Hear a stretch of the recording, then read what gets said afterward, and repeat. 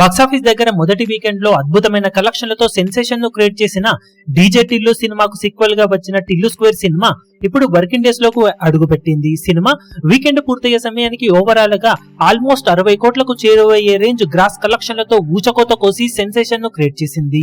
Box office దగ్గర cinema makers అనుకున్నట్లుగానే ఇప్పుడు 100 కోట్ల మార్కు వైపు పరుగులు పెడుతూ దూసుకుపోతూ ఉండటం విశేషం.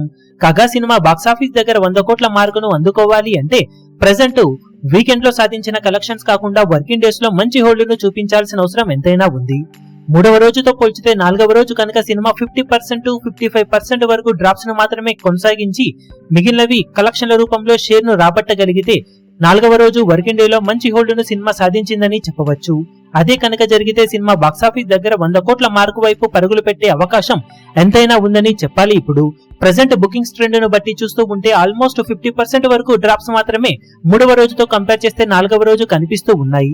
అది చాలా విశేషం అనే చెప్పాలి. ఈవినింగ్ అండ్ నైట్ షోలో కూడా ఇదే విధంగా కంటిన్యూ అయితే సినిమా మంచి కలెక్షన్లతో మొదటి వర్కింగ్ డే ను కంప్లీట్ చేసుకునే అవకాశం ఉంది. ఓవరాల్ గా సినిమా బాక్సాఫీస్ దగ్గర 100 కోట్ల మార్కును అందుకుంటుందా లేదా అనేది ఈ రోజు మొత్తం మీద సాధించే కలెక్షన్లపై డిపెండ్ అయి ఉంటుంది. డే ఎండ్ అయ్యే టైం కి సినిమా ఓవరాల్ రిపోర్ట్ చూసి ఎంతవరకు కలెక్షన్లను సాధించవచ్చు అన్నది అప్డేట్ చేస్తాం.